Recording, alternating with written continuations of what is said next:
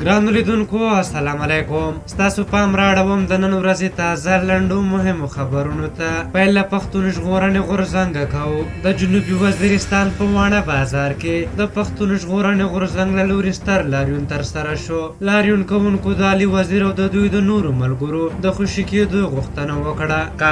د کابل ښار په غازي سټیډیوم کې د سولې په اړه د کابل خلکو غږ په نوم لویه غونډه جوړه شوې وه. د غونډې ګډونوالو په اوربند ټینګار وکړ او د جمهوریت ملاتړ وکړ. میدان وردګ د 203 تندر په لوړ وای د تصفوي عملیاتو پر مهال د میدان وردګ ولایت په 202 ولسوالۍ کې د نامسؤله وسلواله لیپور یوه قرارګاه نیولې.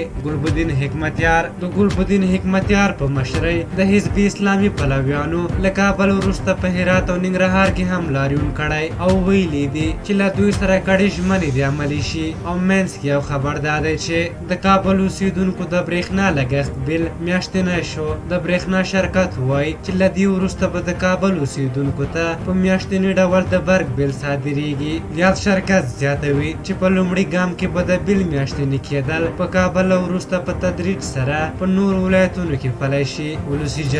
ولسي جرګه وایي امنیتي مسؤلین د شنبې په ورځ دې جرګې ته اظهار کړي چې ولې د پاکستان د پارلمان د رئیس الوتکې ته د کېناستو اجازه نه ورکړل شوې. امرالله صالح د افغان ولسمشر لومړي مرستیال امرالله صالح ویلي طالبان د سولې لپاره کومه طرحه نه لري او د افغانانو له ملي وجدانه ویرادي ډارېږي. د ویلي طالبان اصلا د طرحې د لیکلو وړتیا نه لري او یوازې جنګ او تاوتریخوالی پیژني. او وروستی خبر دا دی چې خوست کې د کمال خان بند په ویاړ د کرکټ 20 ورځې سیالۍ ترسره شوې. دغه لوبه د غني بابا د اوبو ساتونکو لوبډلې او د کمال خان بند پراختیا پالونکو لوبډلې ترمنځ ترسره شوه چې د غني بابا اوبو ساتونکو لوبډلې وګټله. ګڼو نندارچیانو دغه لوبه له نږدې ولیدله. په هر حال دا د نن ورځې تازه لنډ او مهم خبرونه. تر بیا چې سهار چوپړ ته راځم په لویو بخښونکي خدای مو سپارم. د الله په امان.